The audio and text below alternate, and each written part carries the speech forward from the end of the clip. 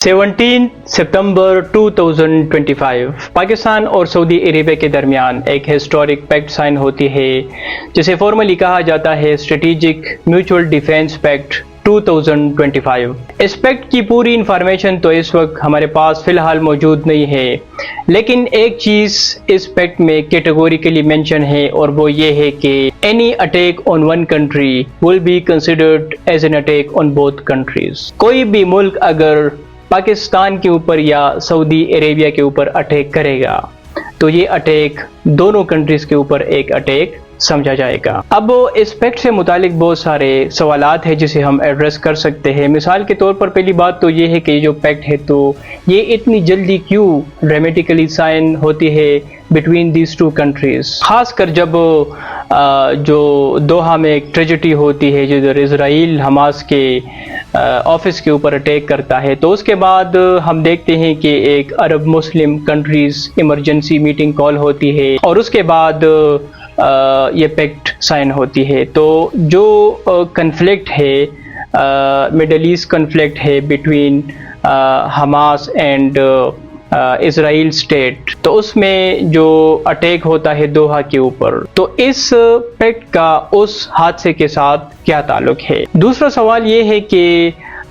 इस पैक्ट का impact gulf countries states के दरमियान और यूनाइटेड स्टेट ऑफ अमेरिका के दरमियान जो ताल्लुकात है तो उसके ऊपर इसका क्या इम्पैक्ट हो सकता है,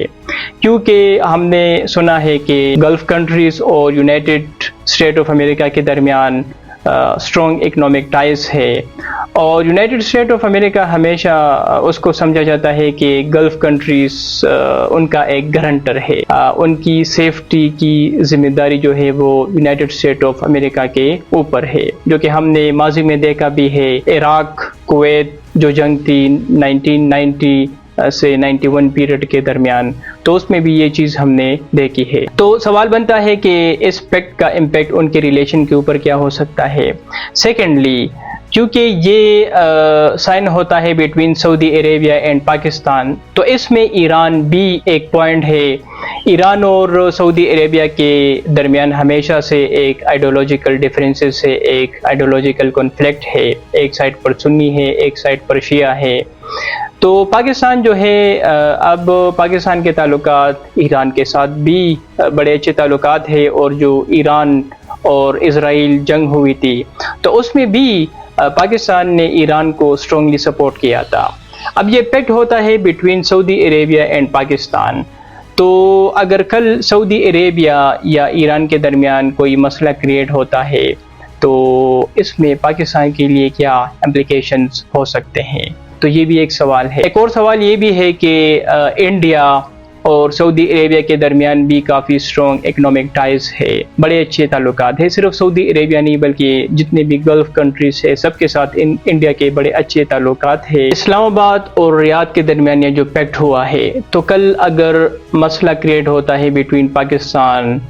एंड इंडिया, तो उसमें सऊदी अरेबिया का जो रोल होगा, तो इस पैक्ट का इंडिया और गल्फ कंट्रीज के रिलेशन के ऊपर क्या इम्पैक्ट हो सकता है। पाकिस्तान और सऊदी अरेबिया के दरमियान ये जो पैक्ट साइन हुए हैं तो इसके पीछे हिस्टोरिकल रिलेशनशिप भी है। पाकिस्तान भी एक सुन्नी मुस्लिम मेजॉरिटी कंट्री है और सऊदी अरेबिया भी है। पाकिस्तान ने हमेशा सऊदी अरेबिया को as a custodian of Islam's to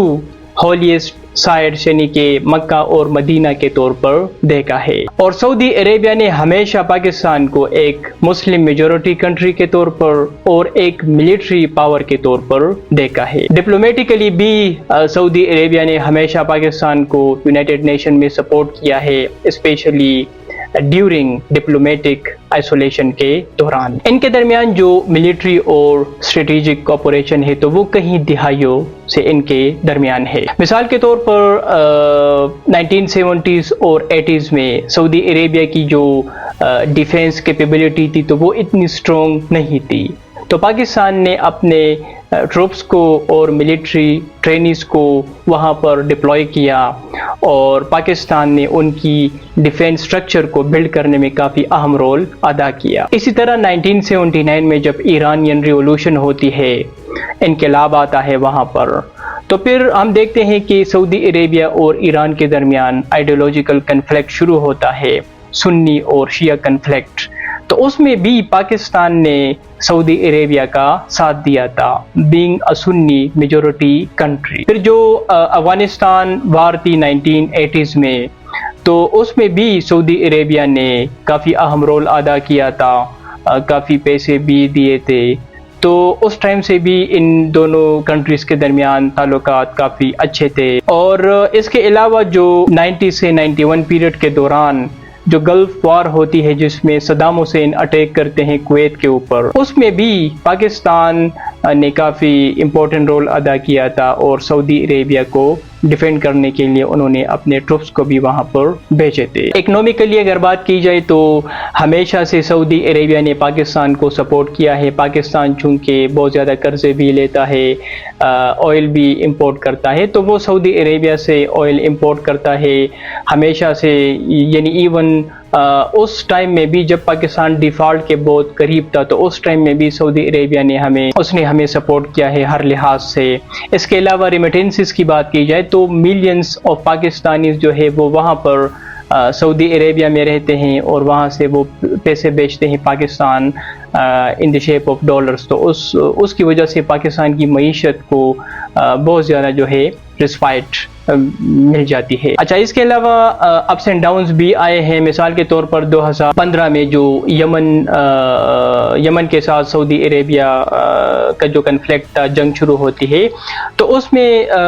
Pakistan کے پارلیمنٹ میں ریزولوشن پاس ہوتا ہے کہ پاکستان اس جنگ میں سعودی عربیہ کو سپورٹ نہیں کرے گا کیونکہ یہ کسی اور کنٹری کے ساتھ ان کے معاملات ہے. تو پھر اس کی وجہ سے ہمارے ڈپلومیٹک ریلیشن کافی خراب ہوئے تھے. تو یہ جو پیکٹ ہوتا ہے تو یہ اس طرح نہیں ہوتا، اس کے پیچھے ٹرسٹ بہت زیادہ تھا. پاکستان اور سعودی عربیہ کے درمیان جو ٹرسٹ تھا تو وہ پہلے سے ہی بہت زیادہ اسٹرانگ تھا، بہت زیادہ بلڈ تھا، جس کی وجہ سے یہ پیکٹ ان دونوں کنٹریز کے درمیان سائن ہوتی ہے. اس پیکٹ سے چند دن پہلے ہم دیکھتے ہیں کہ قطر میں دوحہ میں حماس کے آفس کے اوپر اسرائیل اٹیک کرتا ہے، جس کے نتیجے میں کیجوالٹیز بھی ہوتی ہے اور لوگ زخمی بھی ہوتے ہیں.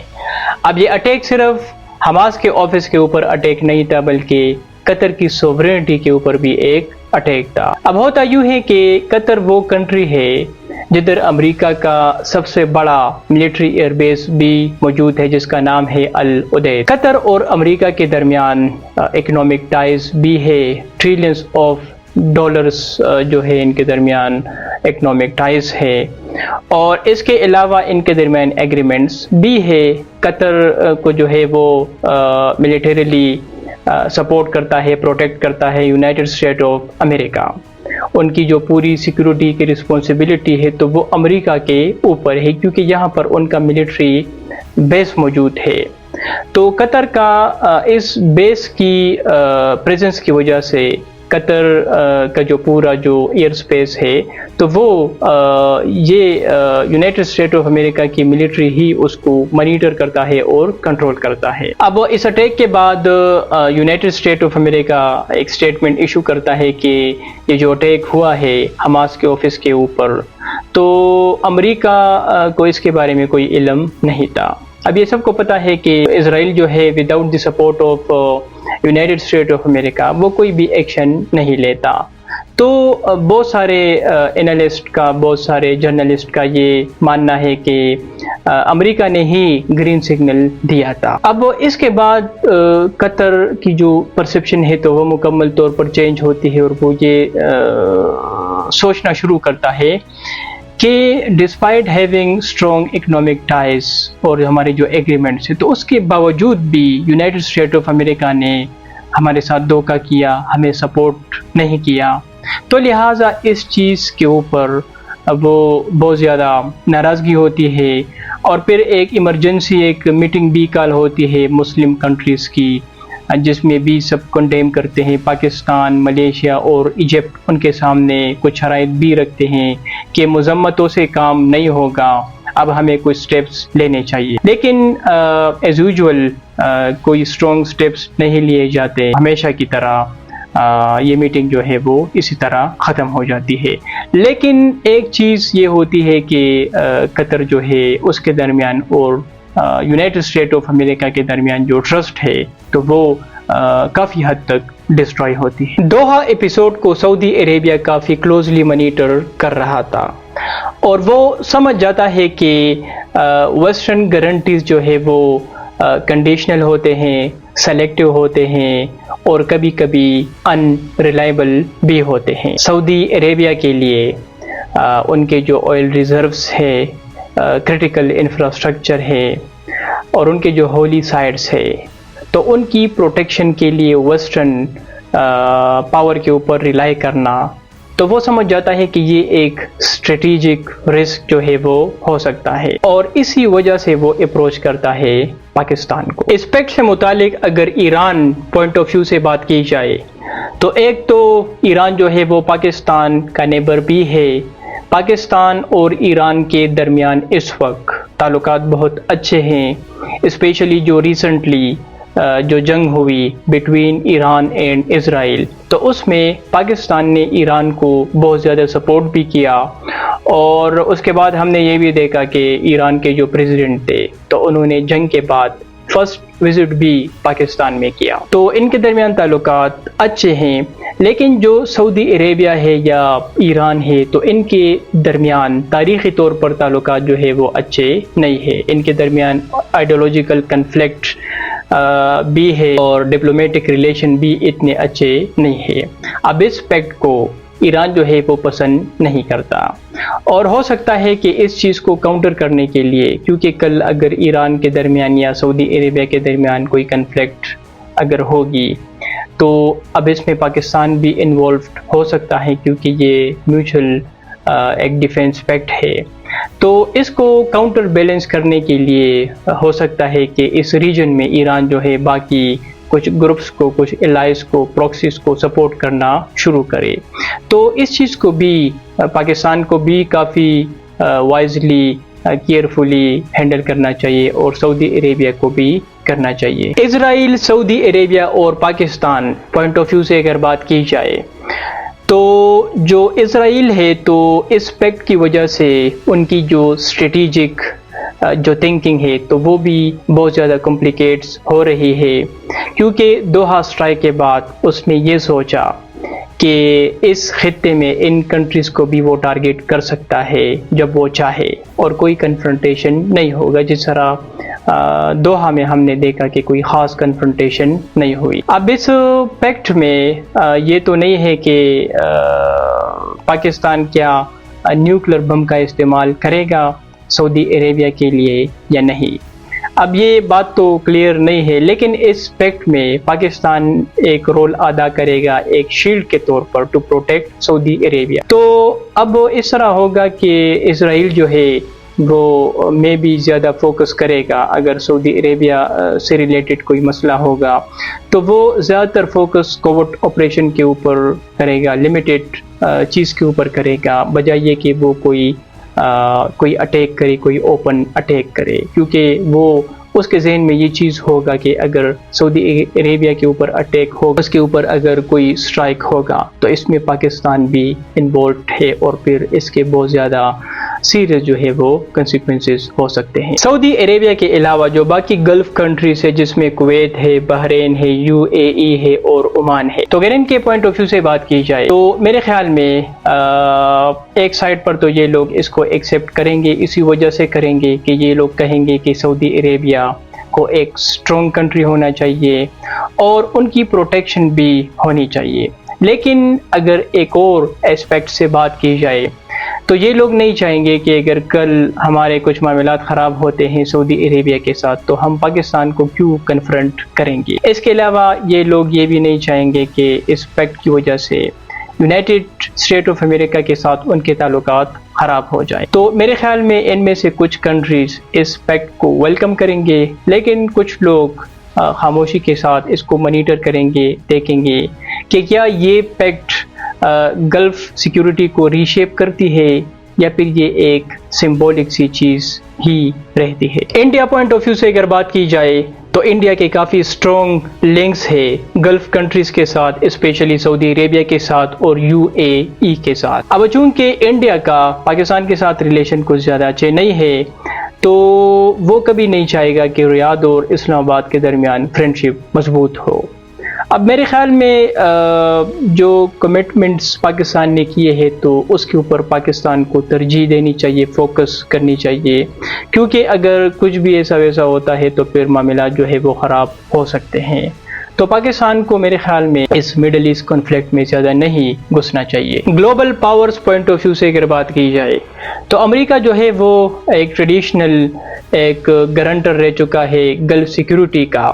لیکن جو دوحہ سٹرائک ہے تو اس کے بعد معاملات بہت زیادہ خراب ہوتے ہیں، اور ان معاملات خراب ہونے کی وجہ سے ہی ہم دیکھتے ہیں کہ سعودی عربیہ پاکستان کے ساتھ یہ پیکٹ کرتا ہے، جس سے یہ بات ظاہر ہو رہی ہے کہ سعودی عربیہ امریکہ کے اوپر ٹرسٹ باقی فردر نہیں کر سکتا۔ اب چائنا اور رشیا کی اگر بات کی جائے تو وہ دونوں اس پیکٹ کو ویلکم کریں گے، اور اسی وجہ سے ویلکم کریں گے کیونکہ امریکہ کا جو ہولڈ ہے آن گلف سیکیورٹی کے اوپر، تو اس پیکٹ سے وہ چیز کمزور ہو جائے گی۔ سعودی عربیہ کے لیے اس کے کیا امپورٹنس ہو سکتے ہیں؟ تو اگر ہم سعودی عربیہ کی تاریخ کو اسٹڈی کریں گے تو آپ دیکھیں گے کہ وہاں پر جتنے بھی رولرز آئے ہیں تو انہوں نے ہمیشہ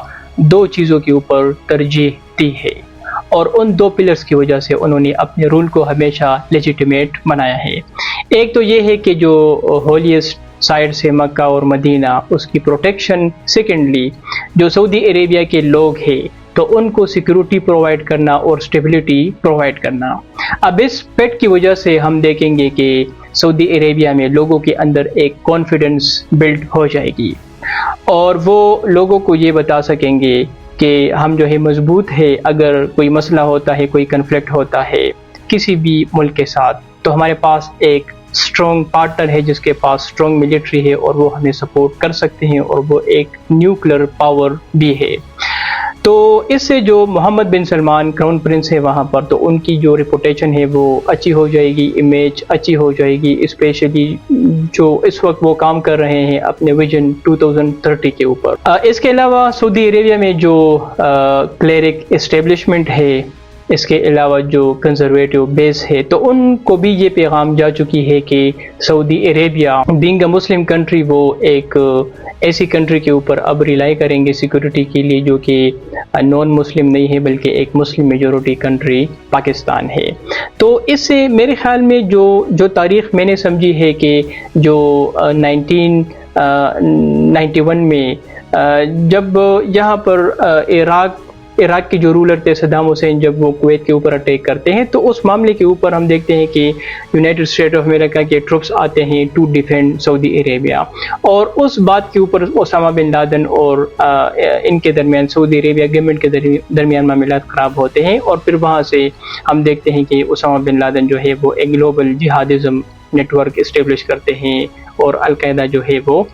پھر سامنے آتی ہے۔ تو لہٰذا ایک مسلم میجورٹی کنٹری کے اوپر سیکیورٹی کے لیے ریلائی کرنا، تو اس پوائنٹ کو بھی وہ ترجیح دے رہے ہیں کہ اگر کوئی نان مسلم کنٹری ہوگی تو کسی دوسرے القاعدہ کی رائز بھی ہو سکتی ہے۔ پاکستان کے لیے اس کے کیا امپورٹنس ہو سکتے ہیں؟ تو ڈیفینیٹلی یہ پاکستان کی ایک وکٹری ہے۔ پاکستان جو ہے آپ سب کو پتہ ہے کہ یہاں پر اکنامک کرائسس بھی بہت زیادہ ہے، پاکستان سٹرگل کر رہا ہے، انفلیشن ہے، ان امپلائمنٹ ہے، تو مے بی کہ بہت سارے ایگریمنٹس ہو جائے اس پیکٹ کے بعد، پاکستان کو لون دیا جائے، انویسٹمنٹ آ جائے، یہاں پر انرجی کرائسس کے مسئلے ہیں یہاں پر، تو اس میں سعودی عربیہ ہماری ہیلپ کر سکتی ہے۔ اس کے علاوہ جو ہماری گورنمنٹ ہے، کرنٹ گورنمنٹ، تو وہ یہ کہہ سکتے ہیں کہ پاکستان کی جو امپورٹنس ہے پوری دنیا میں، تو اس کی ریکگنیشن صرف ساؤتھ ایشیا میں نہیں ہوئی ہے بلکہ پوری مسلم ورلڈ میں ہوئی ہے۔ ہماری ملٹری کو اس طرح پیش کیا جائے گا کہ وہ صرف پاکستان کے بارڈرز کو پروٹیکٹ نہیں کرتے بلکہ اسلامس کے ٹو سائڈس مکہ اینڈ مدینہ کو بھی وہ اب پروٹیکٹ کریں گے، تو پاکستان کے لیے بھی اس کے بہت سارے امپورٹنس ہو سکتے ہیں۔